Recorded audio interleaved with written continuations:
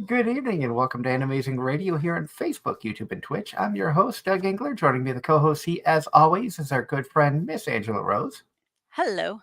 Darren is unavailable tonight, or at the moment. I don't know if he's either dead or working, but if he's able to join us later, I'm sure he will. But we are excited tonight. We have got an amazing guest joining us, a very talented artist, cosplayer, VTuber, someone that we've met. If I remember correctly, my first real introduction to her was at Northeast Comic Con a few years ago. That is correct. I can confirm it. And we want to welcome Mink the Satyr to the show. Hi. Now, the real question is, when did we first meet? Because I know that was a long time ago. It was older than when Doug and I first met. Yes, I know. I don't know. But in the greater Boston cosplay community, everybody meets everybody eventually, and it's really the 7 degrees of. It's really the 7 degrees of Kevin Bacon. I mean, at this point, I feel like we can just trust that it was pre-pandemic and let the time dilations just sort itself out. I knew Angela Rose from before the pandemic. The real... As did I. Yes. No, it's just more of a... But the amount of friends we have in common is ridiculous. It's a significant Venn diagram. Yep. And Ross in the chat says, your model is very cool and kawaii. Thank you so much. I made me myself. That's a weird thing to say. I made me myself. So thank you. And hello, Ross. Apologize for the distraction there. My daughter's getting ready to go to bed, so. Aww.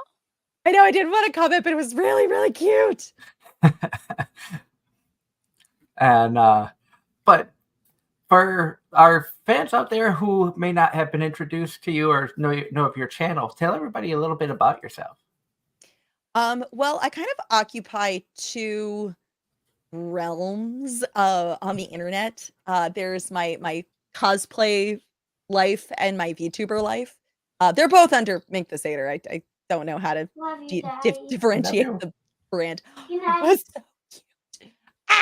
Sorry, that was wicked cute. So in my cosplay world, I typically cosplay from Pokemon. That is, I would say, the thing that I am the most well known for. I'm on a very, very, very slow quest to cosplay all 150 Pokemons. That's a thing I plan on doing. Well, of the original. And now I wish Darren was here for this. Because Darren's the one of us that absolutely loves Pokemon. Oh, yay. I gotta say, I'm like, maybe... I know I'm over a third of the way in, which feels like that's not a lot. And technically it isn't. But then you remember that a third of the way in is like over 50 costumes. And then you remember like, oh, that's actually a bunch. Yes. And then in my VTuber space, I play a lot of comfy, cozy video games. And I like to be an inclusive space where all of us weirdos and mythical beings can kind of like get together and, I don't know, sing songs in the forest or something. Something like that. That sounds right. And the model itself is adorable. And did I hear you say that you created that yourself? Yeah, actually, so my character, actually my whole persona of Mink the Satyr is based on a LARP character that I've had from ages ago. It was my first LARP character ever. So when I came up with the idea of like, okay, I'm going to start VTubing like everyone else did in the lockdown days, I was like, oh, what should I make my model be? Oh, obviously it should be an extension of my LARP character. I've been playing that character for so flippin' long. So I already have like the backstory and everything all built in and baked in because LARP. So yeah, I drew my model, rigged it myself. This is actually my 4th iteration of the same model. And I will be doing another iteration of the same model come July. I'm actually going to be hosting an art contest from mid-March to mid-June where anyone can design my I'm calling it season 4. My season 4 outfit, and the winner is going to get $500 American dollars, and I'm going to make that my season 4 outfit. Oh, that's awesome. Hashtag shameless plug. Oh, that's what we're here for. And Yay! Ross in the chat says, very nice choice of hairstyle and Renaissance outfit for your model. Thank you. In case you could not feel the LARP vibes from my costume, here you go. I love the bells and the fact that you can hear them ringing. Thank you. It is the most low-tech thing that I have on this entire model, because in real life, I am wearing headphones that have bells on them. That's how I make it happen. It's as deliciously low-tech as you can imagine. Hey, whatever works, you know. Hello to Ross and hello, John Knight. And hello to everybody who's tuning in tonight. I see a bunch of people who are just lurking in the background. Hello, Kaya. We love a good lurker. To those of you who are not piping up, I appreciate you for being here too. And Kaya is another friend of ours, also a VTuber, who has been on the show with their rig. That's awesome. So excited to see many people in, and I'm excited to be dipping into the VTuber side of things, because it's been picking up speed over the past few years. Very much so. And I don't know a whole lot about it. So I've been actively looking for people who are VTubers who have knowledge about it, because I'm one of those people, I want to learn a little bit about everything. I also feel the more knowledge I have, the better I can be as a host, A, for the show, B, I can go into situations educated, not just opinionated. You'd be alarmed how many people go in only one of those things. Oh, I know. That's why I try to be opposite. So I suppose I'll start with the really boring question that you probably get a lot of, but tell us how you got into VTubing in the first place. What made you think, hey, this is a thing I want to do? You know, it's not that boring of a question. There's only one way to refer to it. I was a flesh tuber once upon a time. I'm like, there's no kind way of saying. I used to appear and draw on Twitch with my real face, and I used to like put on just absolute cakes of cosplay makeup and wigs and stuff, because as a femme presenting human being, that is what I felt the world's expectation was of me, is that I could not be like no makeup art stream. I had to like be a full-blown cosplayer doing full-blown cosplay while also entertaining people, while also doing art, which that took a long time. And I wasn't able to stream as often as I would like, because it would take me an hour just to get ready, and then like an hour to get out of costume. So not including the time I was actually on stream doing something, it was a 2-hour investment, which is a lot. So when I started to see that VTubing was like a thing that people were doing, and then it became like endlessly more accessible to participate in, because it wasn't like, I don't know, prohibited by having like crazy amounts of high tech. It was something that anyone could do with their phone and like a program. I was just like, yeah, of course I'm going to do that. I have an excuse to flex my art muscles and not put on makeup. Heck yeah. So that's how it started. And our first question from the chat is, who or what got you into anime? Jesus, I don't know if there was a who or a what per se. Well, okay, there was a what. It was Cartoon Network's Toonami lineup. I tumbled into anime like you would expect of someone who was conscious during the 90s. I tumbled into it because Sailor Moon was a thing, and gosh darn it, did I appreciate it.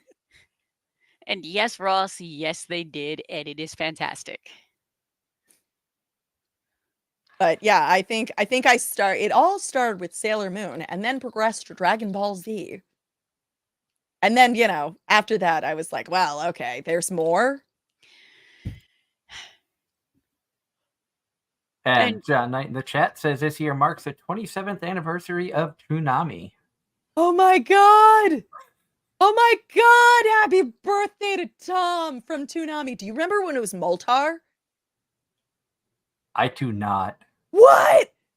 No, those were the classic Toonami days. It used to be Moltar. It was so good from Space Ghost. I came in through Adult Swim on Cartoon Network when they had their Inuyasha, Witch Hunter Robin, Fully Cooley blocks. Excellent blocks, by the way. But this would have been pre-Adult Swim. Was the original Toonami block was done after school on the weekdays for the children. And I know it was for the children because I can promise you those were children edits that they offered. And then I remember when they switched over and had like a late night Toonami showing on, I think, Saturday nights. And then that became like, hey, let's watch the unedited versions of Gundam Wing where they're allowed to say mild swears. Those were the days. Boy, I tell you what. Yeah, I didn't go in through the, Sailor Moon, Dragon Ball. I still to this day have never seen a Dragon Ball episode, One Piece, Bleach, Naruto. The early Dragon Ball Z episodes were very special. I'm going to just leave it at that. Nope. See, for me, never actually watched Sailor Moon. Tried watching one of the newer ones.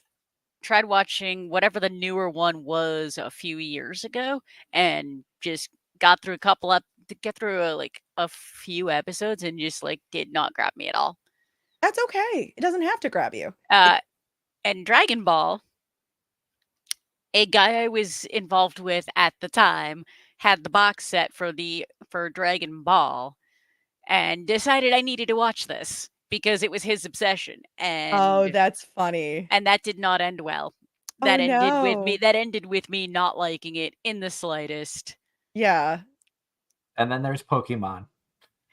To be fair, my story with Pokemon is understandable. What is your story with Pokemon? So I was a 16-year-old when the first movie hit the States. I was working as a Burger King cashier. And the toys were extremely popular. No one had seen anything like it before, to the point where, and the store I worked at was right off the highway. Like, you could see the highway from out the drive-thru window. And a case of toys is supposed to last give or take a week, depending on the toy. 4 hours. Wow. Okay. That did not last long. And the parents were we posted a sign that said we were sold out. I'm sure that didn't matter. Yeah, I'm sure they were still Angies. Piece of paper with Sharpie, sold out of Pokemon. And the angry parents are screaming and swearing at 16-year-old me like somehow it's my fault. That's so traumatic. And I didn't know what this was at this point, so I hated it. That's so traumatic. You poor bean. And then years later, when all of my friends like Pokemon, and they're all like, why do you hate it? And I tell a story like, oh, yeah, okay, that's fair. Right. Like, if you weren't sitting there with your Game Boy playing the game, and instead we're dealing with people who are way too old to be way too interested in whether or not merchandise was available at your restaurant of choice. I feel like, yeah, you were predestined to not have a good time. But that is thankfully many decades behind me. Hooray! And yes, we're both laughing at Ross. Ross was who we were talking about when we say there are people who like to try to distract us during the shows. And his comment was, sorry, not sorry. If Angela was a Burger King cashier, warrior, ding, fries are done, ding, fries are done. That hits with the same energy as that scene in Aladdin where the genie is like, poof, what do you need? Poof, what do you need? Poof, what do you need? It's the same energy. Yep. But this many years later, A, I can laugh at it, and B, And you can laugh at people knowing that you had a press interview with Sarah, not to Jenny. Yep. And to this day, because of how many years I spent working fast food, when I eat fast food French fries, I can tell usually within one bite if they were pulled out of the oil too soon or sat in there too long. Oh, that's a superpower. And my roommate's like, "Wait, how could you tell?" It's like, that's just a thing. You can tell by looking. That if you know, you know. Yep. I don't know. I should clarify. I don't. I do not know. Nope, I like French fries.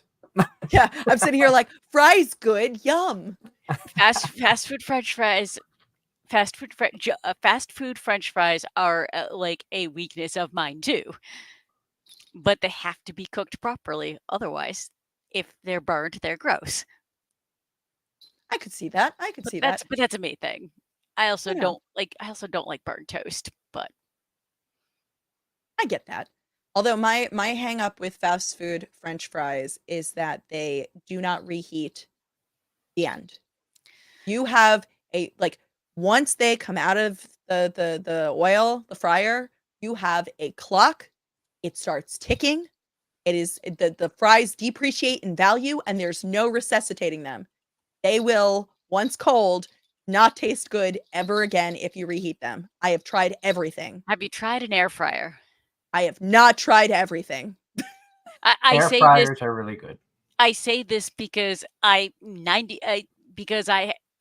fast food French fries, but like pizza place French fries. Oh yeah, those are a different animal. I have reheated them in an air fryer and they were actually reheated well. That's delightful. That's good to know. I have not tried it for fast food French fries, a phrase I have to now slow myself down to say because it is a tongue twister. I have not tried it for those, and I feel like but if you have an air fryer, try that. I don't have the counter space for an air fryer. I was between rice cooker and air fryer, and I like to think I made the correct choice, but you probably did. But counter space, what's that? Both our rice cooker and our air fryer sit on a table. Yeah. Yeah. Counter space. I'm pretty sure that's a game that people play online. Especially if you have an apartment. Or you live in a city. So we've got the Ross says curly fries are best fries. Ooh, okay, but how do we feel about waffle fries? In my opinion, overrated, but not terrible. In my opinion, it depends on where you get them from because I've had some really amazing Cajun waffle fries and I've had some really horrible plain waffle fries. I mean, no matter which way you slice it, pun intended, I really appreciate the variety of tools that are used to cook a tiny little potato. Oh yeah. And now I'm going to start an anime war. Which in the 90s was the better movie merch at fast food places, Pokemon or Yu-Gi-Oh? Oh, Pokemon all day. I'm sorry, but the English audiences did not put enough investment into the Yu-Gi-Oh stuff. They just didn't. And then as predicted, the predicted question came up in the chat. Have you seen Show by Rock? Oh, no, I haven't. So I got pre-warned that might be a question. And at first it was, oh, there might be questions in the chat if you've seen certain anime. And I was like, oh, great. I've seen lots of anime. And then I was pre-warned about this particular anime and it was like, wow, I'm going to be a disappointment. I'm prepared to disappoint people on the Sunday of nights. I don't think it's a disappointment. It's an opportunity. That's what it is. It's an opportunity. It's an opportunity to be introduced to a new show to you that's been out for a few years. That's should. And now, and again with the making me feel old trivia, this year marks the 35th anniversary of Dragon Ball Z. Show. No way. There was a joke about that in Owl House from Disney Channel where they like literally referenced kind of a Dragon Ball Z film, and they were like, one of the main characters was like, I remember this is like 30 years old. I remember seeing this in the movies, and we all feel old because of it. I'm so sad about that fact. God. I'm at the point now. I go to conventions and like, especially when we're doing press and we get cosplayer photographs and interviews and stuff. I'll talk to somebody who's been like, "Yeah, I've been cosplaying for 10 years. I'm 20." I'm like, "Oh my god." See, okay, but I say that in jest. I'll be like, I've been cosplaying for 20 years. I started when I was 1. No, I think moments like the I suppose the perfect example of that. Like, are y'all familiar with the song 1985? Yeah. There's like a couple versions. Which one are we talking about? Bowling for Soup. Okay, good. We're talking about my favorite one. Brilliant. Yes. Well, this was me in college working fast food, and all the high school kids and just out of high school kids were singing this song, and I'm just like, I knew literally all of the references, and I'm just like, but wait, were any of you even alive in 1985? I'm playing it in my head. And not a single one of them was, and it just made me laugh. It just made me kind of be sad because. Well, the train that I was on, just before going on my rest days, the conductor that was training me told me that he wasn't even alive for 9/11, and he learned about it through history books in school. That's when I really felt old, because I knew exactly what I was doing when that happened. Well, same. Oh, same. But like, huh? Yeah. I'm like, tracks. When you think about it, and it's like, because it was 2001, and basic math tells me that 24 minus 1 means there are 23-year-olds out there living their best life, never knowing what it's like to be able to carry liquids on a plane. Well, that's sobering. Yeah, he was 20. Wow. But switching gears back to our guest, we mentioned that you also are a cosplayer. What got you interested in cosplay, and especially getting to the level of skills that you've gotten as a cosplayer? Ah, shucks. Well, I went to my first convention a time ago. I'm gonna say it was in the before times, and we're gonna just keep it at that. Anyway, I went to my first convention with no idea what I was getting myself into. It was a convention in New York City that no longer runs anymore. And I didn't even know that people could dress up until I was at the train station in New York City. The train station is this big train station called Grand Central Station. I'm sure many of the viewers in like the greater New England area might know of it, but there are many of you who listen from other places, so you don't necessarily know. Anyway, huge train station. I just started seeing like Trigun cosplayers walking around. Just openly walking around, and I didn't know that that was a thing until I saw, I think it was like Wolfwood.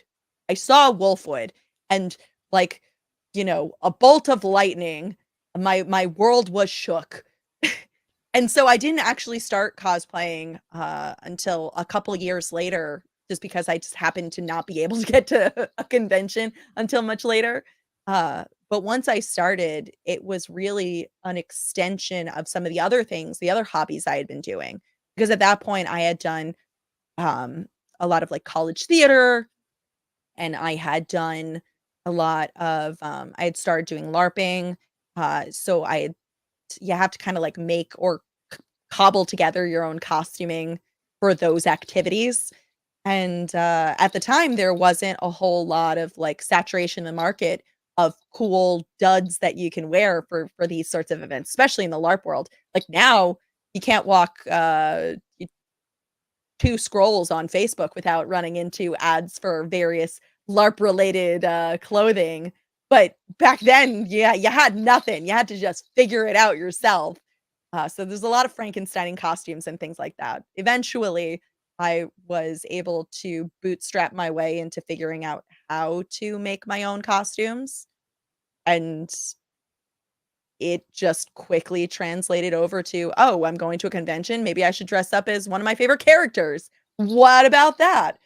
And then I was hooked. What is your favorite cosplay that you've seen in your life? Ugh. My favorite that I've seen ever? Thus far. Ah. Oh, man. You gotta hit me with something that requires thoughts. I don't have thoughts. Ah!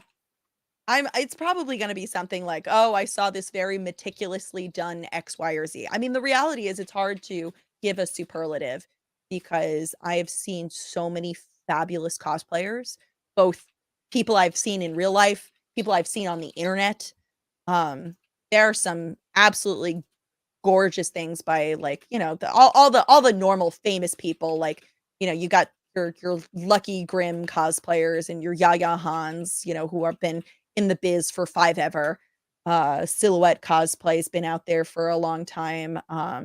Gilded Stitch is doing some beautiful stuff. Oh my god, you're pulling up some really old stuff on my end. This is a really good example of a merge of, I do, SCA stuff. It's the Society for Creative Anachronisms. It's basically medieval, historical recreation, sort of. Um, and so I did a Viking-inspired Squirtle Okay. that was, like, I vaguely recog historically accurate. and I recognize the watermark on enough of those photos, and I'm gonna go out on a limb and assume that's the person who probably introduced us way back when. Oh, you're talking about, Vander and, Yeah. yeah. Oh, certainly. Almost certainly. Oh, I loved that. I loved being, Toru from Kobayashi's Dragon Maid. It Fun was so fact, a fun. couple years ago, I dressed up as Kobayashi for Anime Boston. That is a Wait, fun fact. no. I do remember that. That's a wonderful And fact. that's another show that just never grabbed me. I tried. I really like slice of life anime. Um, there was a slice of life anime I saw not super, super long ago, uh, which was, uh, Princess in a Demon Castle, Sleepy Princess in a Demon Castle, that's the one. I watched that show, I binged it in, like, a weekend, and then within, I don't know, 2 weeks, I had a cosplay from it. I was like, "Yep, that's a thing now. That's what And we're doing." John Knight says, if you like Vikings, you should check out Vinland Saga if you haven't already. I actually have not. I joke that, I'm half Norwegian, so I often joke that, like, "Those are my people!" So I'll have to, like, write that one down. If it's on Crunchyroll, I can check it out. It is. Hooray! It's on I say this because it's on my watch list. Nice. Show by Rock also is on Crunchyroll. Beautiful. Um, Making big, long have lists. I have a very lengthy watch list that never seems to ever get done because we keep No, it adding just to it. gets longer and longer and longer. Well, listen, I just finished, Odd Taxi on, I wanna say, Friday, and ho, that was a good show. Um, no, I've seen actually, as a cosplayer, I'll as a cosplayer, a really good slice of life anime, My Dress Up Darling. Oh, Um, exciting. that one was that's actually a fairly accurate representation of of cosplay from concept to photo shoot. I love Yeah. those. And when that anime came out, that came out like that was a winter anime, so like January, February, March. With how anime has their seasons nowadays, where it's like every 3 months they drop the next group of animes, another 50 to 70 shows. It feels like, And when it's great. When My Dress Up Darling aired, and that was one of the few that all three of us on the show watched and agreed that it was really good. I made the claim in January after like 2 episodes that the main female character that was going to be just basically like girl of the year. Not waifu, but like no, waifu of the year I think has been cinched by Frieren for 2024. I think I argued with you, girl of the year. I don't know what you're talking about. Yeah, no, I genuinely think Frieren is going to be waifu of the year. Doug, the look on your face was worth that. I didn't even know they were available yet when you were like, here, I got you something. She surprised me at Anime Boston with 2 Frieren figures. I'm actually surprised there probably were more that you had choices of, eh? Because there's so much merch, it's amazing. See, that's the story is though. So the vendor booth I got them from, the vendor is a friend of mine. He had messaged me saying that he had Frieren figures, and I said, set aside a set for me and I will pay you for them. Well, due to some logistical issues, the Frieren figures didn't make it out until Saturday. And so they were not all together. Those were the first two that he found. He tossed them to me and said, "Here." That's incredible. And then I gave them to Doug, and the look on his face was worth it. But I have been told there's more. Oh gosh, I imagine there's tons more at this point. That anime has taken off. And subsequently over the course of the year, Doug, I'll probably the cost being the definitive factor, I'll probably just end up getting a set over the course of the year. I was addicted to this show because I'm isekai trash. I'm like the most isekai trash of the three of us on the show. Angela and I are like complete opposite ends of the spectrum, so it's very rare that there are shows that I love a good isekai. Whereas isekai is the genre as a whole that I can't. It's all right. I try, but I am always disappointed. And that's how most of the time disappointed. And that's so. What is your genre? Disappointed, but I'm not shonen. I can't do the shonen. I'm a little all over the place. Yeah. I do love a good shonen. Mm-hmm. I do love a good slice of life. Mm-hmm. So segueing back to the chat, the question now is, have you watched A Sign of Affection, which just wrapped a few weeks ago? I have not. It is a really, really, really adorable romance slice of life. Whoa. It's not super often where I get the combination of slice of life and romance. Like, yeah, the tongue-in-cheek of Kobayashi's Dragon Maid, that to say that is a romance is questionable, because it's definitely a will they won't they, like, implied romance, but yeah, it's not. I wouldn't say definitively that is a romance anime, you know what I mean? Unless you've seen the outtakes. But but that's one I really, really enjoyed. Oh, great.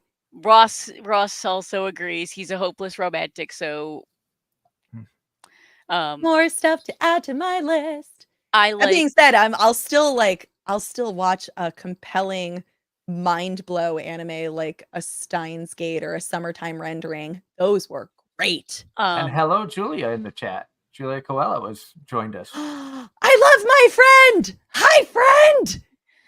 No, like lots of love to Julia. Yay! One anime. I think she joined us for the anniversary show. I think you're right. Awesome. One anime I really enjoyed a few years ago was Wonder Egg Priority, which was very dark, very just yeah. It's very dark. No, I'm trying to think of how else to describe it. It's labeled as magical girl horror. Like Madoka, or I don't know, because I've never seen Madoka. Okay. it's definitely psychological horror. Yeah. You got to be in the mood for those, though. I was not prepared. I saw Monica when a friend of mine was celebrating the fact that we were all doing a craft day to make cosplay for a Sailor Moon Evolution crossover. And so we had just put in a long day's worth of work making like a bunch of skirts together. And then she was like, "Hey, I have the perfect thing for us to watch together to just cool off after doing all of that work." And it was Monica. It was Monica, and that was not a kind. She played a trick on us. I think these were some photos of the Evolution Sailor Scouts. That's right. That's the crew. We had the Eevees, of course, but we also had a tuxedo Ash as shown. And for those of you who are a fan of the 1990s version of Sailor Moon, we had a Moonlight Knight Brock. Very classy. And then the next specific show question is, have you seen Attack on Titan? Okay, so the short answer is yes, asterisk. I've seen the first couple of episodes of Attack on Titan. Unfortunately, it activated my zombie phobia a little too hard. And so after the first, I want to say like 5 episodes, I had to put it to the side because I was getting like really disruptive nightmares. So I wasn't able to finish it off. I did, however, proceed to spend the next several years for the run of the anime very religiously following the wiki page, because as I learned from the art of war, one must know thine enemy. That's how phobias work, right? You just read a lot about it. For some people that works. For other people that makes it worse. Yeah, that's what I do. So I know all the plot beats. I in theory have seen some of it. I really enjoyed most of it. I watched one episode, so you got farther than I did. I watched one episode. 4 episodes on you. And I said, this is not for me. It's very dark. It is. Good talk. There was a certain point where it could have and probably should have ended. Yeah. And then do like a 90-minute movie to tie up a couple of loose ends, and that should have been the end of it. But no. And then it wasn't. And then COVID happened. I mean, you know why? It's these cash cows. They do really well. I know. And then you got to kind of like, let it ride. And then you have final season part 2386. I mean, listen, American cinema is not any different. The Simpsons is still on the air. Yeah. I mean, how many Final Fantasy games are there? Good point. I had to look back because we're talking about like first cosplays and things like that.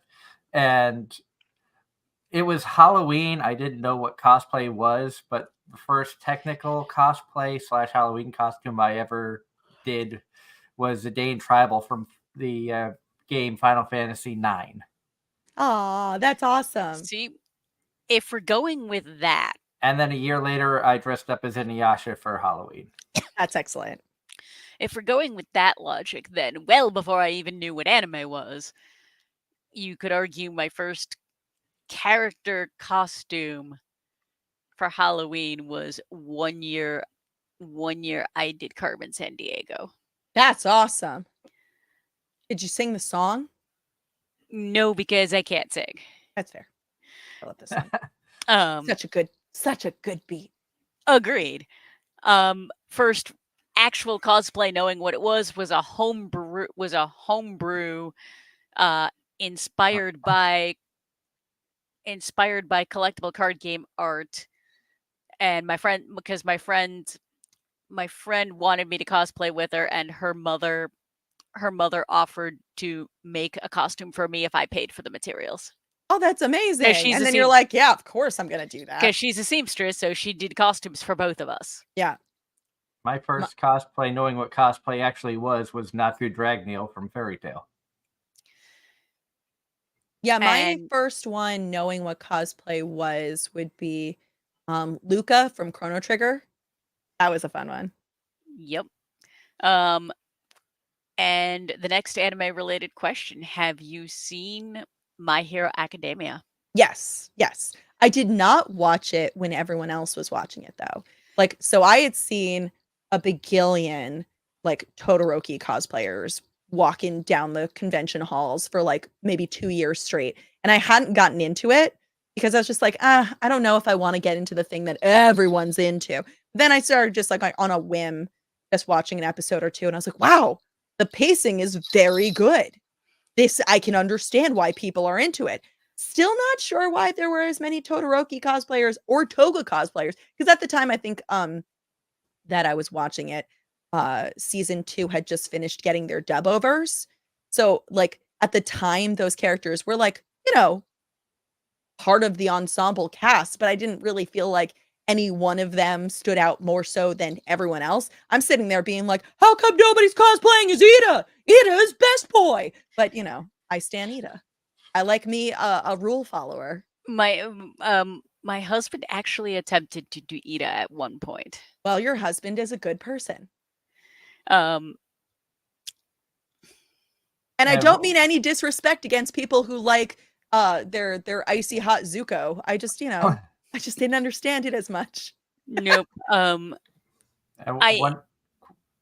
go ahead, Ange. God. To a certain extent, same. We binged the first couple of seasons of My Hero specifically to catch up to the point where we could watch it new. Yeah. And so now we're waiting for what I think is going to be the last season. Yeah, I'm excited to see how it wraps. I watched about 3.5 episodes. I dropped it somewhere in season 4. I have not watched season 4, so I am behind. The villain arc is actually really good. Oh, I understand that it is very good because I like it or not, between TikTok and YouTube shorts, I have been spoiled on literally all of the plot points. But here's the glass half full moment. I have generalized anxiety, so I like having a heads up before I watch a thing. That's fair. I'm the type that if something gets spoiled for me, I'm annoyed to the point where I won't watch it. No, I only get that way when someone's like, it is very, very important that you do not watch anything about this. So, that leads to me being like, great, I will immediately skip or, put blinders on whenever somebody so much as whispers about something.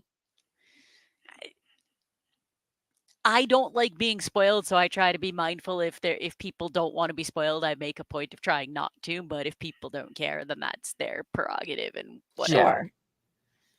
And one of the comments, we were talking about isekai animes earlier. John Knight says, if you like isekai, check out Reborn as a Vending Machine. I Now Wander the Dungeon. Reborn as a vending machine. Yeah. I now wander the dungeon. The names of these isekai are so good. Ridiculous. Oh, I love it. Like, is it wrong to pick up girls in a dungeon? Objectively a good anime. Bizarre title. Yeah. I enjoyed that one. I will wholly admit that I went into watching Vending Machine hoping it was going to be absolute garbage and wanted to make fun of it. What I got was a show that was actually 10 times better than I thought it was going to be. I love going in with low expectations and then being delightfully impressed. And I can't wait for a second season. Ross in the chat, if you're looking for a good slice of life, his recommendation is Bibliophile Princess. That one's got a Renaissance period theme as well. Oh my. A modern day good slice of life that not enough people talk about is Houyoka. Don't ask me to spell it. Can't spell it for beans. Very good. I'm a big fan of that one. I've watched it like several times because it's just one of those things where it's just like, oh, That's nice. It's nice. I don't know that one. Oh, it's lovely. Nope. I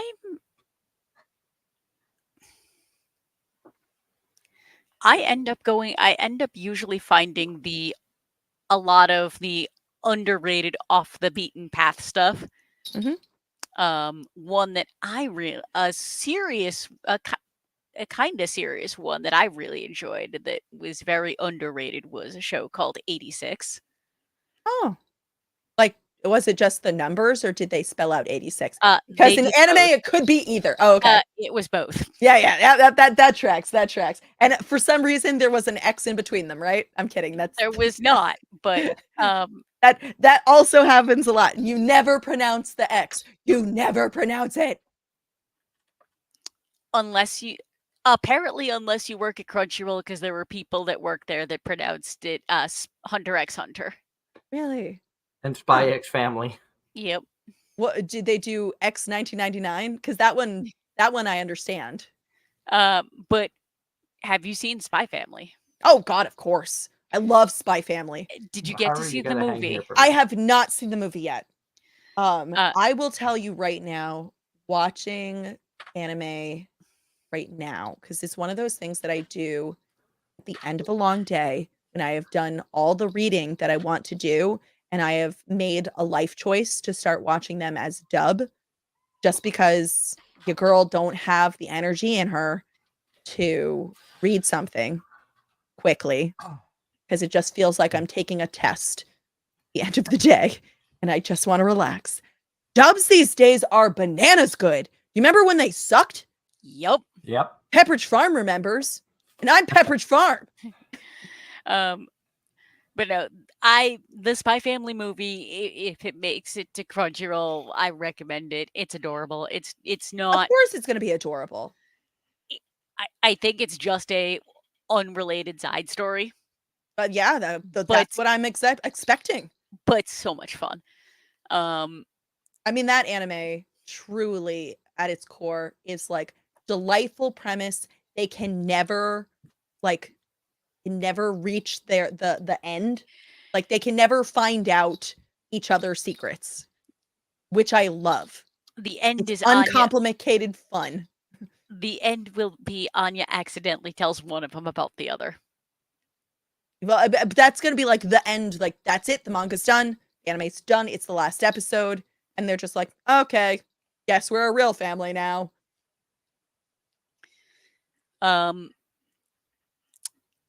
And Ross, I did start watching that show. Ross has a current show right now that is high on his list is Grandma and Grandpa Turn Young Again.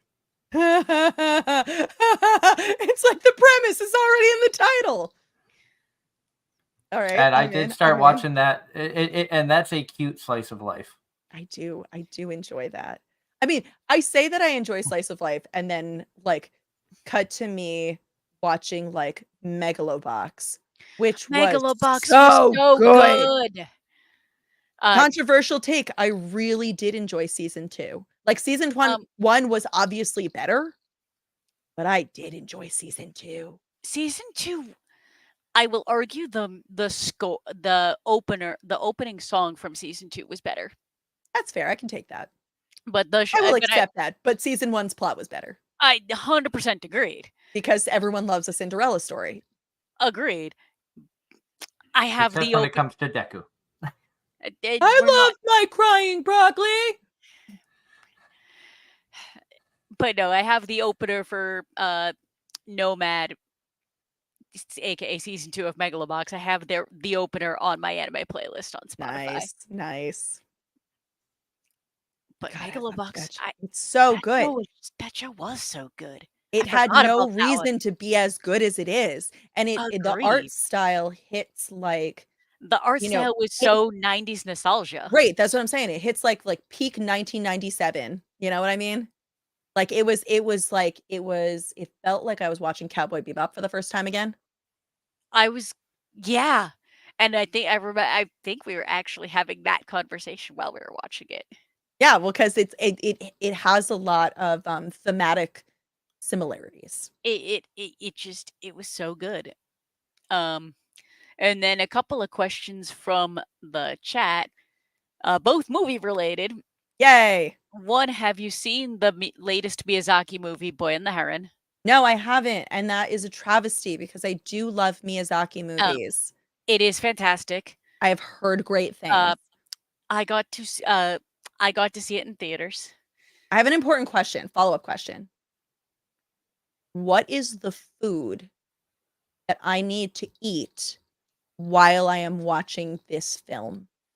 And this is like a Studio Ghibli, like if you know, you know. No, and what is the food that I need to eat to be in the right mindset for this film? I don't remember. Simple. The answer is simple. Because they basically moved to a house in the middle of nowhere. Okay, but like Miyazaki always does a food scene, and Yes, then you're like, okay, I'm gonna eat this. I do not remember the food scene. I was more blown away by the cast. Because none of your business is ravioli. Ravioli, I love ravioli. All right, I'm in. And then the unrelated question: what's your thoughts on the Deadpool and the Wolverine movie coming out later this year or next?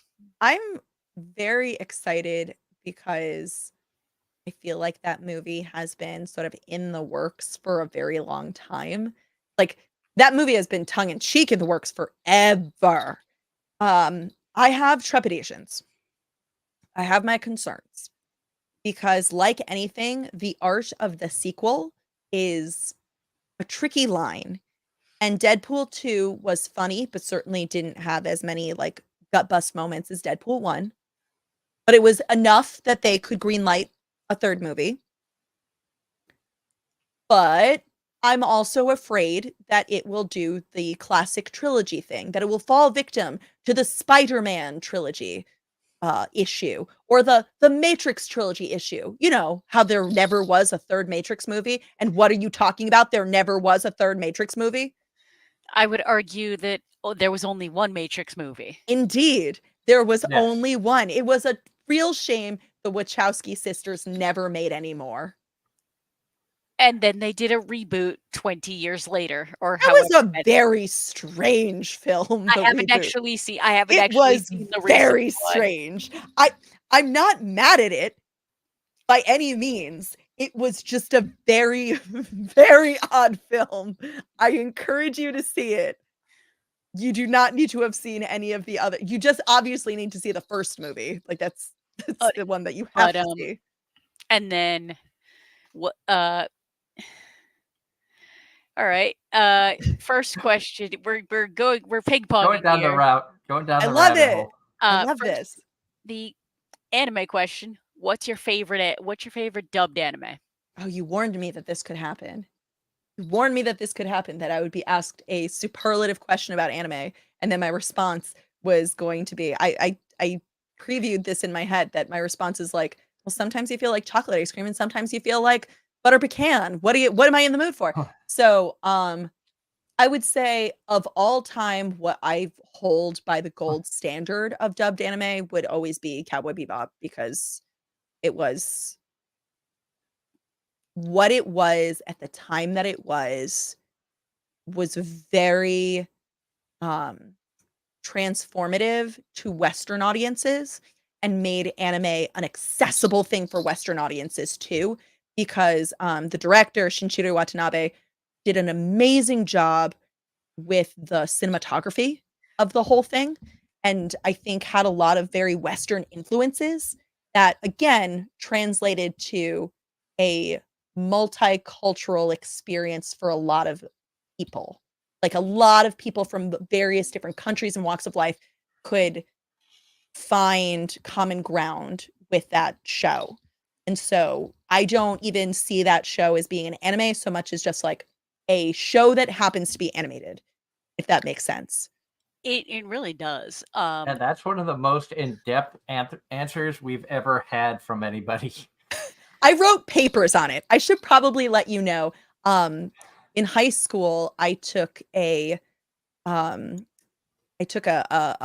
class. It was an elective class my senior year on like it was a screenplay to film. as like an English class. So we would analyze screenplays, and then we would look at how that impacted the film version. And my final was on picking a director and like doing a deep dive on like the themes that the director explores and everything. And I remember asking my teacher if it was okay if I did director of an animated like body of work as opposed to a live action. And I like defended my position by saying like, well, the mise en scène has to be entirely decided upon by storyboards. Everything that is on screen is purposeful and intentional. Like there's no accidents for what is on screen when you are drawing it. You know what I'm saying? Yep. So you don't get the coffee cup in the Game of Thrones. You know what I like? There's none of that. None of that. So yeah, I would say Cowboy Bebop is definitely my gold standard anime. A lot of the anime that we've talked about are shows that I would genuinely watch over and over again. Like I'm a big fan of shows that have exquisite pacing. So like, you know, not to dog on Naruto, but you guys know Naruto's pacing is not exactly known for being great. Fight scenes are good. Food Wars then, wildly good pacing. I have no idea why I cared so much about that show, but dang it, did I binge that show? I binged like 3 or 4 seasons of that show. Yeah, I just kept watching. I love good pacing. To go back to the Western content. Mm-hmm. Since you brought up Spider-Man from Ross, who is your favorite Spider-Man? Oh, that's easy. That's easy. Okay. Favorite Spider-Man, I think the person who personifies what I believe to be Peter Parker best would be Tobey Maguire. My favorite Spider-Man live action is still Tom Holland. I like the films better. That being said, Into the Spider-Verse Miles Morales really kicks. I'm sorry, Andrew Garfield, you're great, but the movies, the plots of the movies just did you dirty. And John Knight in the chat wants everybody to feel old. It said this year marks the 25th anniversary of Cowboy Bebop dub. Yup, fully aware of that one. Oh, Don't God. worry, the internet has gotten to me, and I understand that that is a thing. I feel old. I watched Cowboy Bebop when I was 1 year old, clearly. Oh, God. I was a baby. Excuse me. A lot of great questions and a lot of great interaction from the chat tonight. Thank you to everybody who's tuning in tonight. If you're listening to us in the podcast platforms after the fact and you want to be a part of our live shows, come over to YouTube and just type in Anime-Zing Radio, search for the show, subscribe to the channel. We do our shows live just about every Sunday, and you'll be able to interact and have your questions asked live on the show, much like you're hearing from John Knight, Ross Luck, and a lot of the other great people who are in our chat room right now. So be sure to come over and hang out with us. Yep. Now, I'm curious as to, you were talking about getting into the world of VTubing during the pandemic when a lot of other people were. Was it a lot of learning and a lot of different stuff that you had to look into before you actually decided you were going to do a VTubing model? So I feel guilty because I've been saying like the short answer is yes and the long answer is so yes, and then I will expand on that. So I am a crazy person, and that's the end of the story. No, I'm kidding. I'm a crazy person. I do this thing where I deep dive into stuff very hard. I believe it's called hyper focusing. So I set a goal that is way above my skill set, and then I aim for that goal that is deeply above my skill set, and I will do literally all of the research obsessively until I get like kind of near what my ultimate goal is, and then I will continue to push myself until I get even closer and closer and closer to this ever-moving goalpost called ambition. It's how it is for cosplay. It's how it is for VTubing. I was very lucky that I managed to find a couple of walkthrough tutorials of what other people have done for rigging, because the real thing that I had to learn was how to animate my model, because I was somewhat aware of what I needed to do to draw my model, because basically the way VTubing model art works is if it moves, it's on a different layer in Photoshop. I'm basically a paper doll. I'm an elaborate paper doll. So, like, if you think like a very basic version of this would be like the South Park characters. And everyone has like a touchstone for the South Park characters. They were originally literally made out of construction paper. So anything that was static would just be a shape that doesn't move. But if it did move, you would have to create a new layer and just stick it on top, right? We can all agree that that's how it works. That's basically what the model art is. So that part I didn't struggle with at all.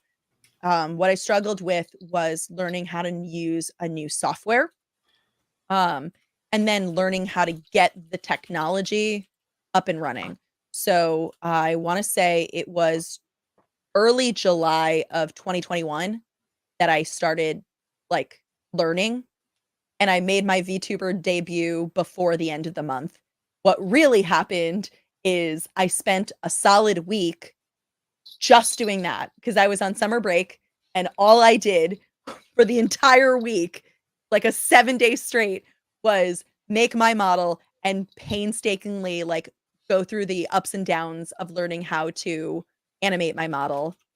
And the thing that was holding me back was not that I didn't have an animated model, it was taking me forever. It was that I needed to get a new computer, because prior to that I had been streaming on a laptop, and it turns out the software that you need to be a VTuber can usually exceed the processing power of a laptop.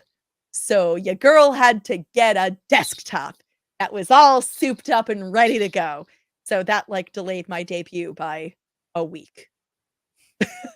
And then of course I was a dummy, and as soon as I debuted, literally 1 week later, I did not stream for another week, and 1 week later I had updated my model to an entirely new model.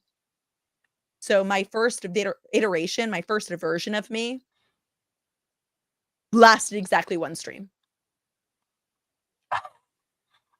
And then you had to do everything all over again. Exactly. I was like, you know what? I'm not satisfied. I wanna do it. I call a do-over. And Nunya in the chat says, yes, Mink, I've seen your vids. You are indeed cray cray, but you can't do what you do without some kind of obsession. Yeah, I mean, obsession hits really hard. I have a lot of crafting obsession. And then the rest of that, what's that old saying? I think it's, quote, it's a thin line between genius and obsession, and that line is nose candy. You know what's really sad is that, like, as far as vices go, I'm actually very boring. I am so boring, because I don't even drink coffee. Because can you imagine this, but caffeinated? Can you? The world doesn't need that. Do you drink tea? No. No, I don't. Yoda? What is your beverage of choice? Juice. That My beverage of choice is straight up sugar.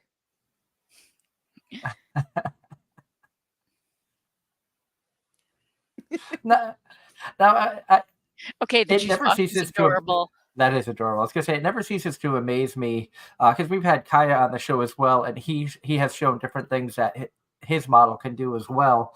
Mm-hmm. How did you come up with all the different ideas? Adding the juice, the stars in the eyes, and everything. It was a rolling process. I did not start all of this being able to do all of this. Like, there were a couple things, like being able to do stars in my eyes, or like making an angry face or a sweat drop or a worried face. Like, those were probably the first emotes that I had. Being able to do what I call my silly face, where I'm like, surprise. That came about later. Like, a lot of things came about later. Being able to transform my model into different things, different versions, also came about later. Like, so now I have various transformations, like my chibi mode, or I have every holiday season. I have like in Halloween, I have a Halloween costume. So each year I change my outfit, or my entire model is more precise, and do a Halloween design. I have a winter, like a Yule outfit. I have a Lunar New Year outfit. So this year is the year of the dragon. So instead of just being regular Mink, I was Ryu Mink, and I could breathe fire. Like I just really like changing things up so I don't get bored. What inspired you to choose the satyr? So it was a LARP character that I had like well over a decade ago. I played the same character. I was a satyr named Mink for 10 years. I played that character. The game has been, that particular iteration of the game has been wrapped up. That campaign was wrapped up. But what inspired me was when I went to join the LARP. It was a Celtic fantasy LARP. They had a bunch of different Fae characters, and I was very excited to try out one that I thought would be the most ambitious to costume. So I was like, yeah, how about I play a satyr? That way, instead of just doing like fur pajama pants, I'll like do digigrade legs. That's a thing I'll do. Actually, if you head onto my Facebook, you can actually see pictures of me in my LARP outfit. Sorry to put you guys on the spot. I'm sorry. All good. I'm not sure how far back I have to go to find. That's a good question. That I don't know, but I know the album is at least just called Mink the Satyr, because I'm very original with my album titles. Plot twist: I am not original with my album titles at all. But yeah, that's really where it started from, and so like my VTuber persona versus my LARP persona are technically different, but when you play as the same like role-playing character for as long as I did, it's hard for me to not consider it part of my personality now. Like there are people who know my given name, obviously, who will also refer to me by my chosen name of Mink, because, you know, that's now me. Oh, that was a really good Attack on Titan. Oh, you can see this is one of the original pants. This is back when I was still blonde. Bless you. So I was able to find the folder. Yay! Yeah, but that was like, I am gonna LARP now. I should be adorable. I should be a satyr. So that's what really informed the VTuber choice. That's awesome.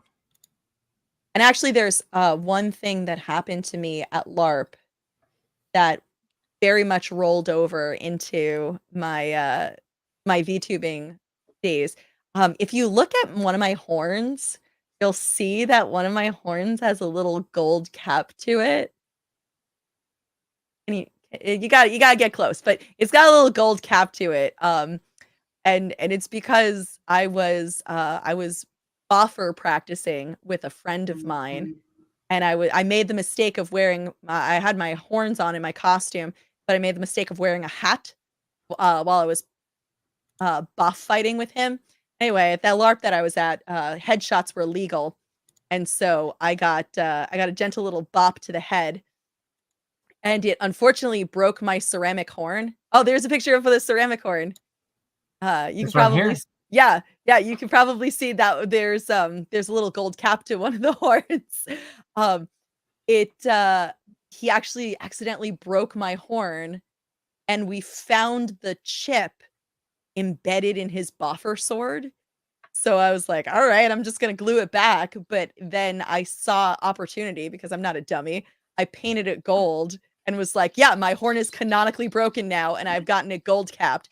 And so forevermore, that's just been part of my character. So I have a chipped horn. That's awesome. Well, from the chat, do you have a favorite mythology creature? Satyr. And then none your business. Pan from mythology is thought to be the root of panic, and I don't remember. I kind of love that. I kind of hope so. That's an I don't remember. Because I too love mythology as a whole. Have taken courses on it in college. I have not done that. I'm just interested. Longer ago than I care to admit, my degree being English, my undergrad degree being English literature, mythology is a thing I have done because European literature is far historical literature.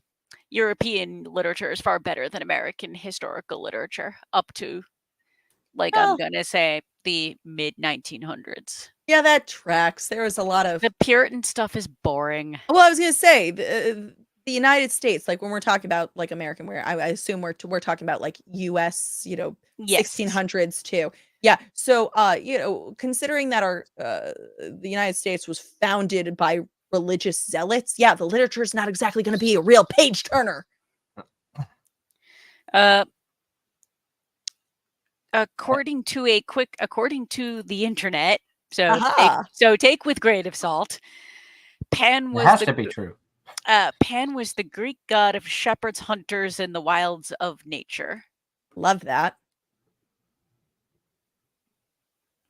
But maybe not the origin of panic. I would love it if it was true. It's one of those things that I want to be true. You know what I mean? Like, because there are some facts I'm like, ooh, I want that to be true. I don't know if it is, but dang it, do I want it? Why do I feel like Dan Flanders might know the answer to that? The answer is there's a book. There's at least one book on my bookcase that probably does have the answer, but I refuse to get up, so I'm using my phone and doing Google. And question from John Knight in the chat says, Mink, what is your favorite juice? Is it apple juice? Oh, it's apple juice all day. I have asked the Google, and apparently the Google says that panic is comes from early 17th century from the French panique, which also comes derived from the modern Latin panicus, from the Greek panikos, which was from the name of the god Pan. So guess what? It's canon. Thanks, Google. Yeah, I'm apple juice all day. I really love apple juice. I think my favorite juice would be from Trader Joe's. It is seasonal, which means I have to hoard it in the off season. It is 100% Honeycrisp apple cider. And I swear to you, I 100% hoard it. I have 10 bottles sitting in my home. And to respond to Nunya Business's last comment, Edith Hamilton is a book I know that is on my bookcase. Edith Hamilton's mythology, not an easy read, but definitely it's definitely worth it. That's fair. Is there an audiobook of it? Yeah, right. By this point, that's a definite maybe. AKA, I have no idea. I'll take a definite maybe for 500. We have been all over the place, which is normally what happens on the shows. And that happens to me too. Doug, now I want to do a show where we get guests of the past all on, and we do a round of Anime Jeopardy. Ooh. Oh my god! You know who we would have to get if we're going to do a game show type of thing? Defira. Well, yes. He would have to be here. A friend of ours who's been a guest on the show. He would have to be the host. Yeah, Defira Kai. He's with Big Bucks Entertainment. He's gone to many conventions and events and hosted game shows, including Press Your Luck, Who Wants to Be a Millionaire. He has appeared on the actual Who Wants to Be a Millionaire game show and awesome. Wheel of Fortune. Woo! That's very awesome. But I feel like Anime Jeopardy is that could be fun, and I already have like 3 people in mind that would be fun to have on as a contestants. And one of them is a voice actor.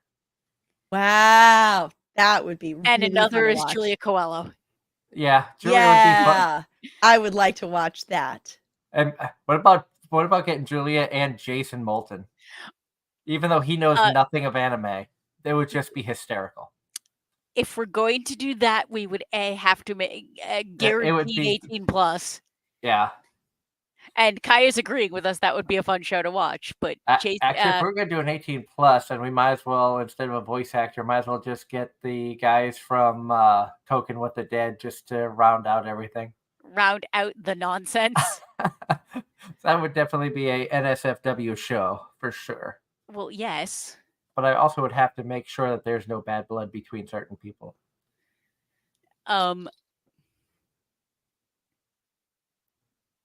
Fair. I just think conceptually that would be hilarious. It would be hilarious.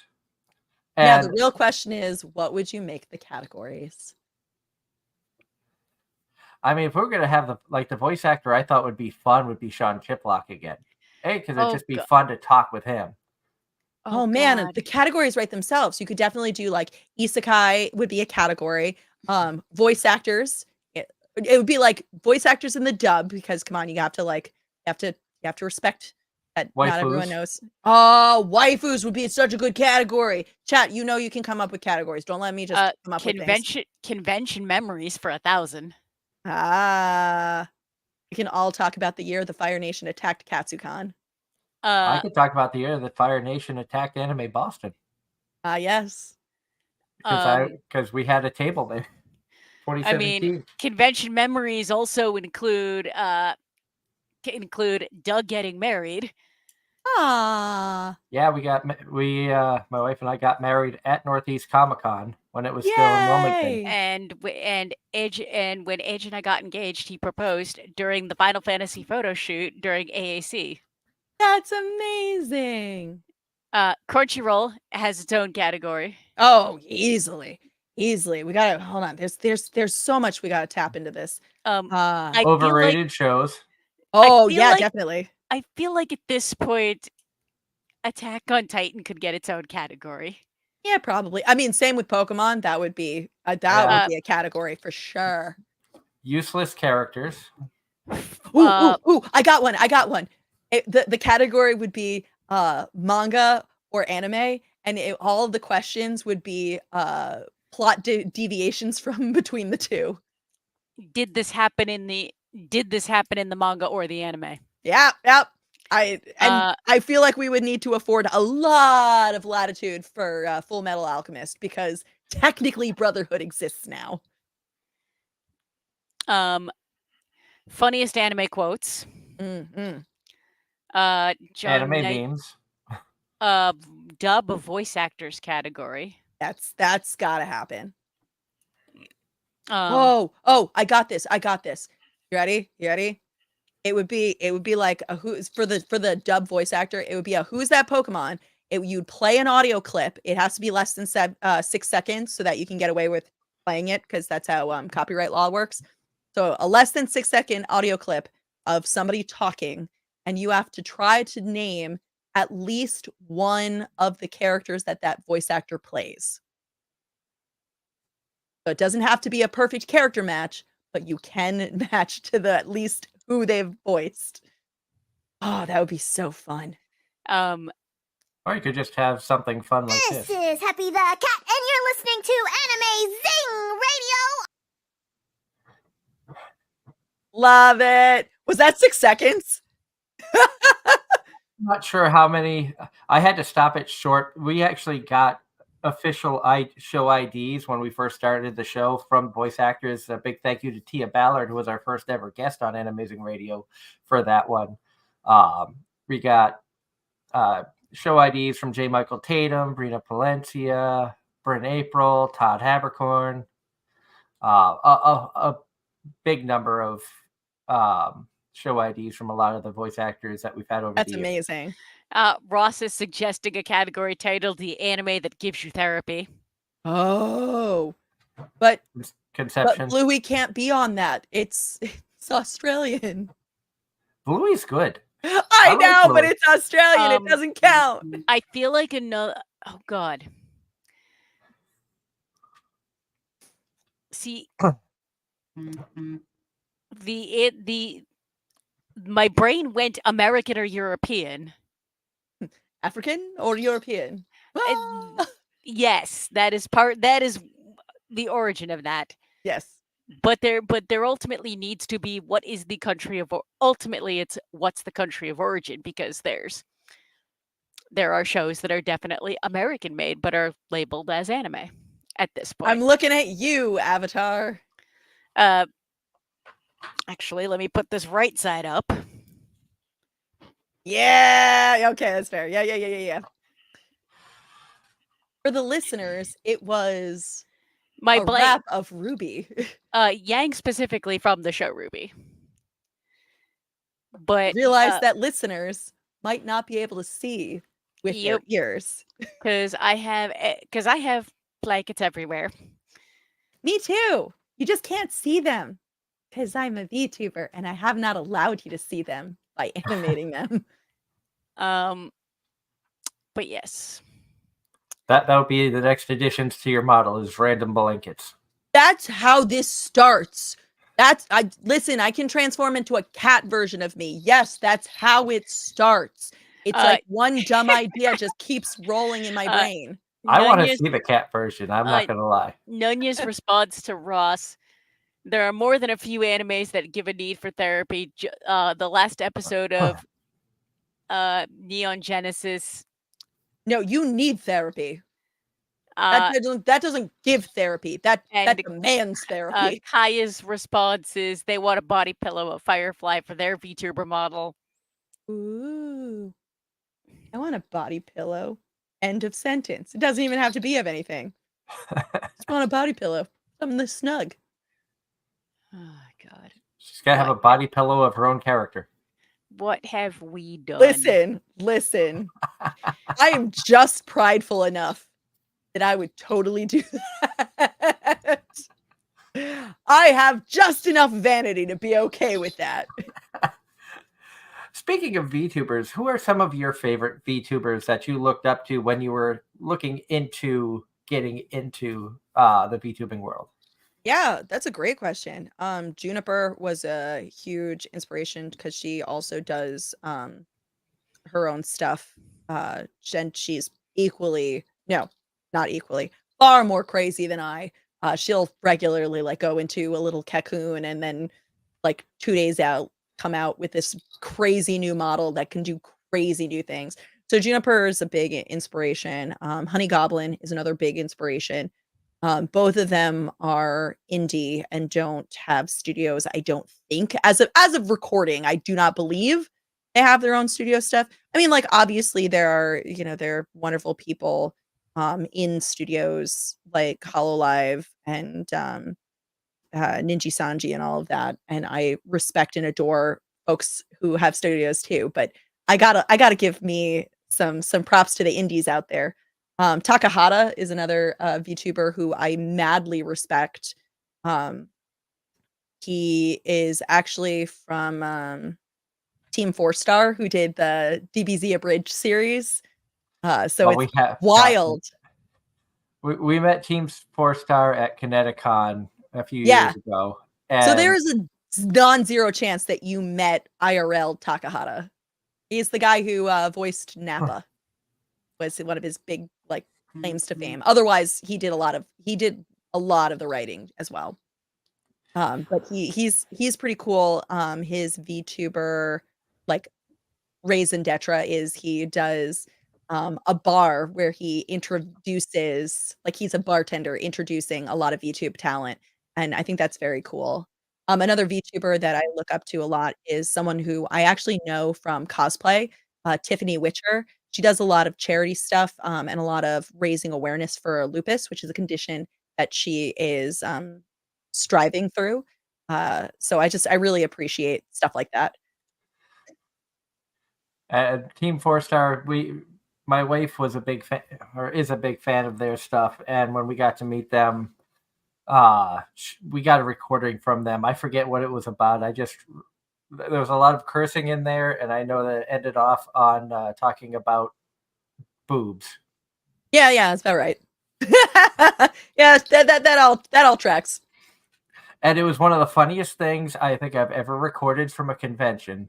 Yeah, I can only imagine. I mean, they are hilarious people. And if I can find the audio or video of that, I will send it to you. Brilliant. Please do. Please do. And Kaya says, I remember that recording. Yeah. You weren't with us when the recording was made, but we hung out with you at the convention, Kaya. And Nunya says, quote, I am an adult, ... I think that's subjective that we're all adults here. You know, I will agree. By age, I'm an adult. Mentally, I can vary between 5 and a lot older than what I am. So it all depends on subjectively where you want to fall in that spectrum. And a bunch of us, my friends from college, it's a group I still play D&D with to this day. And, but we hadn't gotten together in person in all of us in a very long time because pandemic and moves and jobs and whatnot. And we were all, and the joke got made that none of us, even though most of us are the baby of the group, is approaching 40. The joke got made that the one of us who is the only one with any sense of maturity or actual adult is the baby of the group. Ain't that always the way? But that was the joke, and of course. And we've all known each other long enough where this was just laughed at, and then a toast, and then everybody raised to their glass again. I mean, it like you were saying, it's funny to think of, and I think we brought this up recently on one of the more recent shows, talking about how as we've gotten older, our views have changed of, what type of anime do we like? 10 years ago, I should hope so. 10 years ago, we liked totally different genres of anime than we do now. And, I've gotten to the point of I'll watch an anime based off of who directed it, or if there's a voice actor in it that I know or become friends with, I'll check it out because they're in it. For me, this way. Oh, go on. Sorry. I think for me, it's less my tastes have changed. It's more I don't have tolerance for poor writing. If the script is if the writing is bad or like the characters are too flat, I'm just out. So let me frame how tastes change by hearkening onto an American cinematic classic, The Breakfast Club. Everybody who has seen that movie when they were in their child phase, and by child phase I mean under 18. When they were in their child phase, everybody related in some way to the kids. When you watch that movie as an adult, you will find yourself inexplicably thinking that the kids are absolute goblins, and you can't help but cheer for the principal, even though that principal is so square. I don't know when it was that I started looking at trailers for kids movies. All the trailers for kids movies are exactly the same. They're all like, here's a bunch of children who believe that they are being oppressed by the man, usually a male white figurehead like a principal or a stepdad, right? They believe they are being trampled on. And so they rebel, and then they have a kids rule the school. Isn't this great? And then it turns out that you can't have chocolate milkshakes for dinner every single night because you will literally die. And then the world is changed because then they accept a little bit of authoritarian white guy into their life. And I can't help but say, as a child, I was like, I love the movie. Like, the kid, go stick it to the man. And then now I'm sitting there being like, go principal, you can do it, stepdad. And it's very sad when you make that transition. You cannot go back. You cannot unsee. I'm almost wondering if for me it's 100% because my degree is English literature and I spent so many years consuming media and analyzing it to the finest of fine point details. So when I sit back and watch something without overanalyzing it, it's usually the guilty pleasure stuff like the overrated shonen or the sports trash or things. Then at some point you watch Furikuli and you're like, where are their parents? Or like, what was or Golden Boy, and you're like, oh my god, how is he able to do this? Life is a study, and I love the research.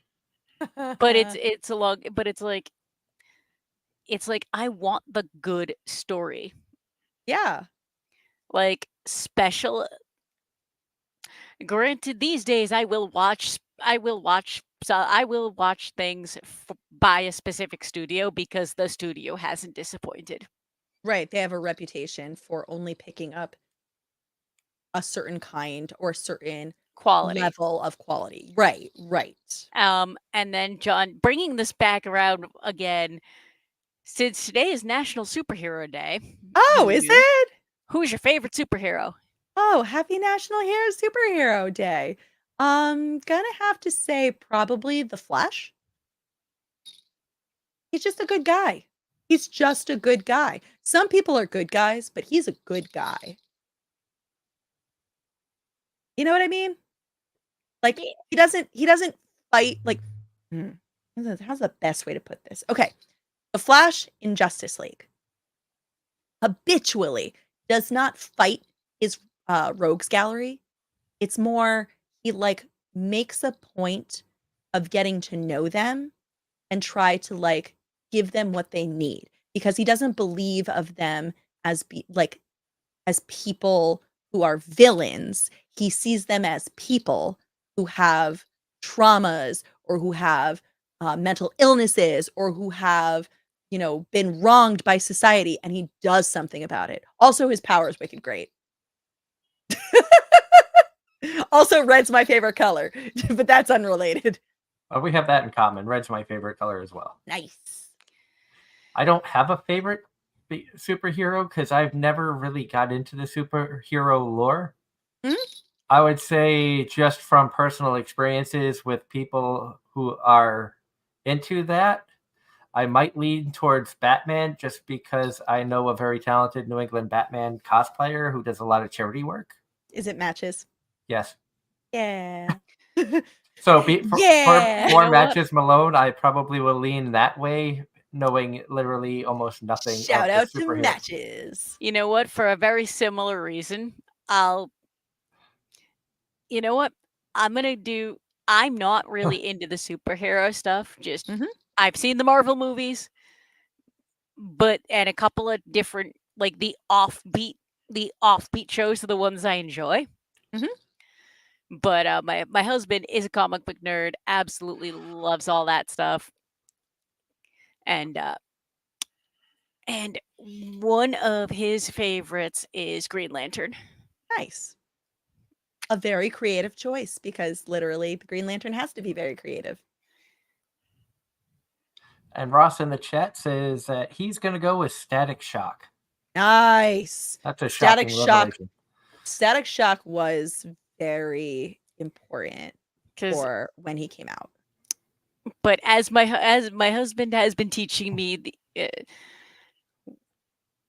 he has been teaching me slowly but surely. He made a point of teaching me the lesson that not all comic books are superheroes. Yes. And he has been finding comics that actually I enjoy. And then it's off the beaten path stuff like Sandman. Sandman was good. Yay. None your business says I prefer anti-heroes. A Zuko lover. Got it. Me too. Like one of the things I really enjoyed Watchmen. Oh, Watchmen was so good. I really enjoyed The Boys. I have not seen that show. I hear it's great, but it is a lot. It's a lot. Yep. And that is very accurate. I love it from the aspect of what if the superheroes are the Just absolute protagonists? D-bags. That's one way to put it, but what if they're not what if they're the protagonists but not the good guys? Yes. That's what it is. Are you laughing at the Taylor Swift comment? I am. I am. I wasn't expecting to see that rebuttal. Nunya was saying that he prefers the anti-heroes, and Ross responded with, Nunya, stop talking about Taylor Swift. Oh. Which that just caught me in the right in the nope. I will agree, because as much as her that subsequently the next question in chat is to you, are you a Swiftie? Is this to me to or you. to all of chat? Oh, okay. I get asked this a lot by my students because I work in a school. I appreciate her work. I appreciate what she does. I don't listen to enough like pop culture music. I don't have a Spotify. If I'm gonna like listen to music, it's usually like video game BGM. So I'm a really bad person to ask. It's not that I don't like her. It's just I feel like there's a continuum where people fall for whether they do or do not like Taylor Swift. And I'm like, she's fine. She's fine. But then, the Swifties are like, you said she's only fine. That means you hate her. And I'm like, no, I said she's fine. And see, that's why, like, for me, it's more of a she's extremely talented. She's very talented. What she has accomplished is ridiculous and amazing, and she's a force to be reckoned with. I think for me, it falls into the category of she has good music, but because of the media, I don't particularly like the persona. Well, it's also her music. It has nothing to do with her. It's and her persona truly is not catered to. Her music just kind of falls under the not for me. Like, it's extreme. Like, from a purely objective standpoint, it is very high quality. She puts a ton of work into it. It's just not my jam. What? I'm not even sure who that is, Ross. Don't trust llamas cosplaying as you. What? I'm trying to make sense of none of your business comment about llamas llamas cosplaying as human. What? I'm confused. I don't know. They're having their own conversation. I think we're. Is this a very obscure llamas and hats reference? I don't know. It is very possible. Llamas with hats. God, that was something from a previous lifetime for me. Great, they took my freaking liver. That was Unicorn. Charlie the Unicorn. Yes. But the days of the internet. Is that song Ylvis? There's a song. I hear Ylvis. All I can think of is What Did the Fox Say? No, it's later. It's much later than that. You're gonna have to update your Ylvis. There's so much more than that. And these songs. I default to the Massachusetts song every time. When I hear Massachusetts, all I can think of is Bee Gees. I'm sorry. I'm old. No, there's a song, and I don't remember the name of it, but it's two old guys talking about how their wives are dead, so now they're friends, and there's a scene, and you have a hat, and I have a hat, and now we're friends. I could listen to that. I like uncomplicated fun. I mean, the music I've been listening to lately includes like Lady Beard or Baby Beard. So, yay! I love that. My music has been all over the place because at work I have lo-fi and instrumental stuff playing in the background. My girl, yeah. Oh, Ross is saying llama reference to the Taylor Swift song "Trouble" meme. I have no idea. We don't know. We don't No. know stuff. We don't know Tay You good guys, enough. in some ways, our chat is a lot more knowledgeable on pop culture stuff going on than we are. Which is, But ain't that true? Like we of love that anything, though. the cultured masses. I think We some love of that might be a generational thing. Some of that might just be I don't know Taylor Swift other Yeah. than I her like a couple of significant her other as songs. a football player. Yeah. Sports ball? I know less about that. I've been following sports since I was 5. Did you see the Super Bowl where they slap shotted a home run? I'm gonna stop you at. Did you see the Super Bowl? No, I did not. Hey, I listen. No shot a home disrespect. run from 3-point land. No Oh disrespect to those who watch. I don't even know. I genuinely don't get the joke that you're making. He's purposely mangling sports. I didn't even recognize that was happening. I poked fun at the NFL. Basically, the I poked fun NFL, at football, baseball, the MLB, hockey, and NBA basketball. Exactly. I didn't. I know. I went way over my head. That's okay. And that was, I think, the point. Yay! Now, I watch a few different VTubers on Twitch, including yourself. But the other night or a couple weeks ago, I was watching a VTuber named Fillion, who's got a big following. And very much so. Didn't she host like the VTuber Awards? Like, yes, not so long ago. I don't know if she was a host. I know that she streamed the VTuber Awards because she was nominated for VTuber of the Year with Iron Mouse. And Iron Mouse got.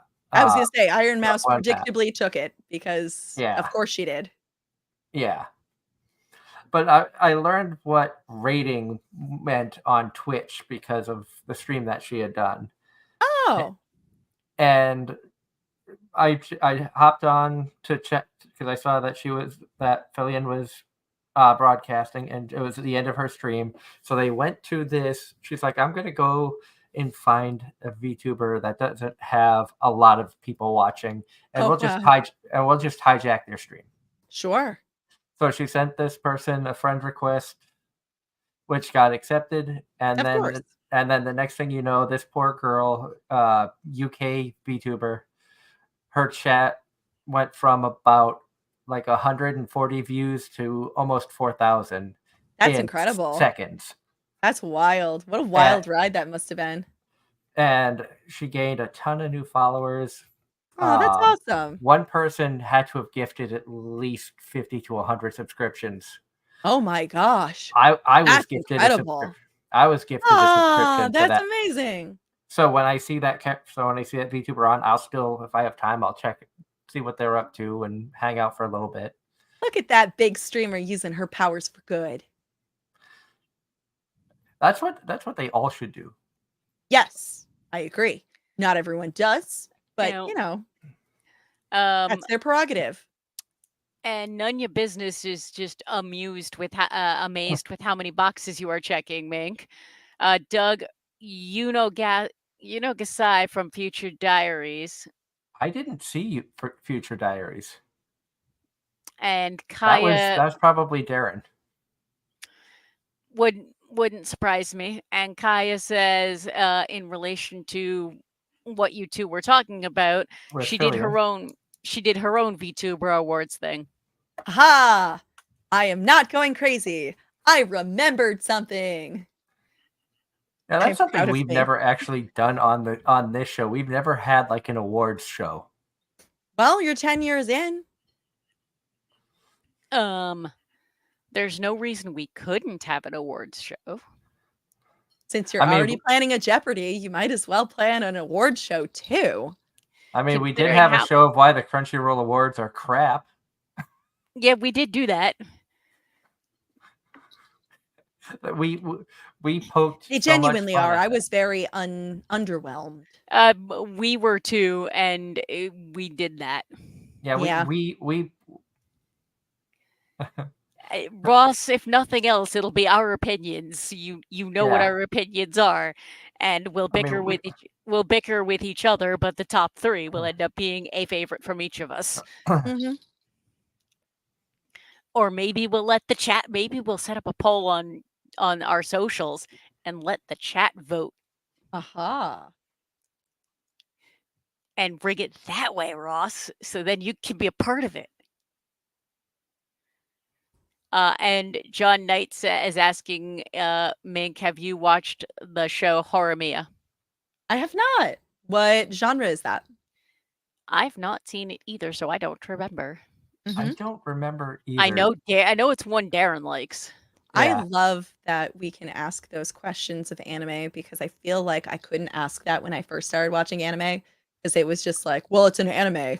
That's the genre. It's like, that's not a genre. No, anime is a style of media. That I does not mean know. it's a genre. Right. And John's back with have you watched The Ancient Magus' Bride? No, but I have heard of that one. As opposed to the other ones where I'm like, I have neither seen nor heard of this. I have in fact heard that one. Um, I I feel like I've seen or laid hands. Is there a manga of that I could have Yes. maybe laid hands on? Okay, I Yes. feel like I've laid hands on the manga. That was a very season 1 was really good. I never really got around to watching season 2. I think I watched Mhm. one episode of season 2. My wife was really big into that as well. Um, so and what's funny is watching a lot of the English dubs like I do is how I find new voice actor guests to come on, Oh, and that's awesome. it was because of uh Shisei from Ancient Magus' Bride that we were introduced to Danny Chambers, who's been a guest multiple times on the show. Yay. All right. Question for Mink from Nunya Business. Do you have any plans to cosplay at Salem? I feel like that is something you've done. Like Salem, Massachusetts, the place? I assume so. I'm guessing. Do I have any plans to? I mean, probably. Have I done it? Definitely, especially during Halloween season. I have some friends who live there, so I go there, fairly regularly to see them. I haven't been to Salem in years. What? Oh man, I I was like need literally the next town over, like Friday. Also, one of my favorite stores to buy clothing is in Salem. It's this lovely place called Modern Millie. I love that store. I order from them literally all the time, but sometimes I just buy from them in person because I just love the store so much. Anyway, neither here nor there. So the short answer again, yes, I have, and yes, I plan to do it more. Ross, I'm gonna politely disagree and say comparing Ghost Stories to Cowboy Bebop is comparing apples to oranges. That's two very different beasts. Yeah, I will agree with that. That's two very different beasts, but Ghost Stories is still a very good show and probably for its time one of the best English dubs for its time when it came out. Yeah, That there's being been a change said, in quality. that being said, there's no way in heck you could get away with Ghost Stories Oh, today. Now we've even had that confirmed by voice actors who were in Ghost Stories that would never work today. There's a lot of anime that we saw that wouldn't work in the modern day. Although I did have a question that popped in my mind for you, Mink, knowing that you enjoy comics, you enjoy the Fae and Renaissance era and everything. And I have a friend who's a comic creator named Jay Moores.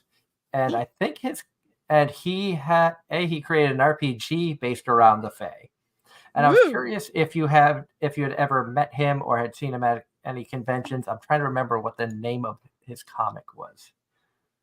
I don't know if I would know just based on author name alone. I would probably have to see body of work. But there's quite a number of RPGs that are based off of fake creatures. One of my favorites being Changeling. Big fan of that. I do enjoy Yep. a good old game. Changeling is not one that I have played. I have played a lot of White Wolf in my time, though.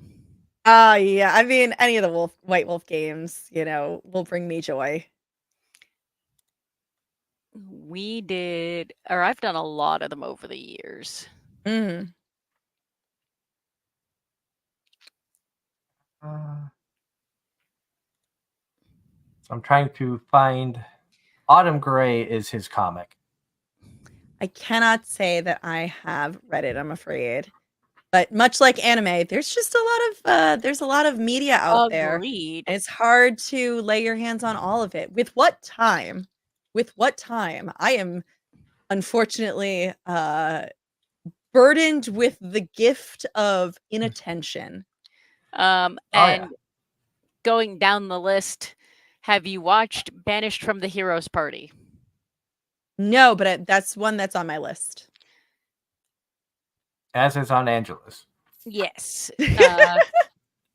I have watched the whole first season and some of the second season. I feel bad that I have a lot of no buts, but at least that one's on my list. I'm like, okay, but at least it's in the queue somewhere. I've seen a couple episodes, and then like a bunch of other things. Life got in the way, and I haven't gone back to it. As it does. And I remember introducing you to that show, and that partially because, like, within 2 weeks, we were going to have one of the voice actors from that show as a guest on here. And then we got to meet him. We had two of them back to back. Oh, yeah, that's right, because we had Danny on right after. And but yes, you made a point of showing me the opposite ends of the spectrum as far as Aaron Campbell as a voice actor. And one show I absolutely hated, and the other one I went, okay, I'll go back and watch this. Yeah. The one she didn't like was Helpful Fox Senko-san, which I thought was an adorable show. But and there's the difference in our taste right there. Have you watched Fruits Basket? Oh gosh, that's from forever ago, of course. But I haven't seen the remake. The question is, which one? The old one. I have not seen the remake. I have not. I hear the remake is quite lovely. I've heard really good. I've heard good things. I've only seen the original, and it was so long ago I barely remember. Of course. I mean, that's also kind of how I feel about Record of Lotus Wars. It's like, I remember that I saw it. Do I remember anything about it? Not really. I think that's part of the issue of what's going on with anime lately is with so many shows. It's like I'm watching, thanks to our wonderful people in chat who are like, you should check out this show. I did go back and actually watch the entire Wrong Way to Use Healing Magic, which was decent. But for the shows that are out right now, 1, 2, 3, 4, 5, 6, 7, 8, 9, 10. I have 11 shows that I'm trying to keep up with. Oh my word, that's so many. Most of which I have caught up. Or I actually watched a lot of episode 1s and 2s. The voice actor radio one I did watch. What is your opinion on that one? It's okay. It's cute. It's well done. A ringing endorsement. It's okay. Well, no, it's the one that I'm going to finish. I'm going to enjoy it, but there are many on the list that I'm enjoying more. And you know what? I think it's important that you allow yourself that. Because if it's not grabbing you within the first 2 to 3 episodes, don't I think this is one of those. It's not what I wanted right now. Yes. And just like sometimes you're in the mood for chocolate ice cream, sometimes you're not. I totally get that. This is that, but I don't want butter pecan. That's all right. You don't have to have butter pecan tonight. you're the paying customer. You can have French vanilla. We are almost out of time. My God, this I show has actually flown do. by. I do actually want to share this comment because it's addressed to Mink, but it's kind of for all of us. I love it. There's a cosplay anime coming out this summer called 2.5 Dimensional Seduction. That's a romance slice of life with cosplay. Interesting. Ross, you kind of sold me on that. Interesting. I'm interested as well. Where all of us here have cosplayed. Cautiously optimistic to I hear am about curious this. enough to watch the first episode. Whether or not I stick with it is another story.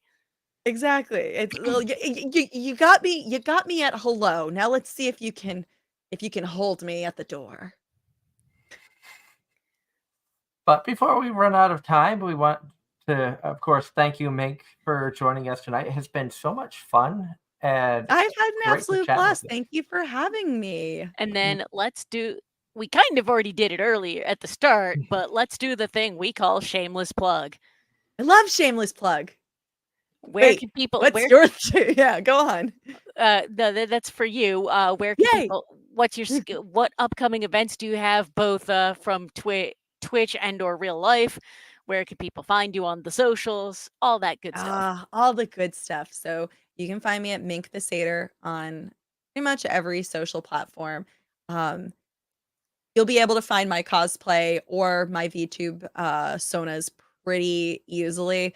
On Twitter, on Twitch, it's more of the VTuber stuff. Not that that's a bad thing. Sometimes that's exactly what you're looking for. I stream on Twitch on Mondays, on Thursdays, and on Sundays. You can catch me on weeknights at 6:30 p.m. Eastern time, or you can catch me on the weekend at 2:30 p.m. Eastern time. I look forward to hopefully hanging out with a bunch of you guys really soon. As far as convention events coming up, I actually don't have very many spring convention events. It's a LARP season is always in the springtime. So you'll probably catch me at some of the summer cons as they kick off, likely July onward. Unfortunately, a ton of birthdays in June, mine included. So I've got a lot of family obligations that keep me from doing the June cons. C'est la vie, eh? Anyway, I look forward to catching some of you in real life too. Yes, and hopefully, once things settle down on my end, I'll be able to get back to attending more conventions. Hopefully next year, and hopefully we'll be able to cross paths again at conventions and hang out. And you're always welcome to come back on if you have events going on with your channel or anything like that that you'd like to come on and share. The door is always open. Bless. Thank you. That is such a kind offer, and one that I will absolutely take you up on. Ha ha ha. No takesies backsies. We wouldn't do that. We like fun people. We do, and there's always chances. Some of the people that we really enjoy having on, we've brought back as guest co-hosts when we've had celebrities joining us, things of that nature. So there's always a chance that we could reach out and be like, hey, we have a voice actor coming on. Would you like to be a guest co-host? I'm just still living in the victory. I'm like, oh, there's a recording of people telling me that I'm fun. Save it. Can it? Record it for my mom. It's canon now.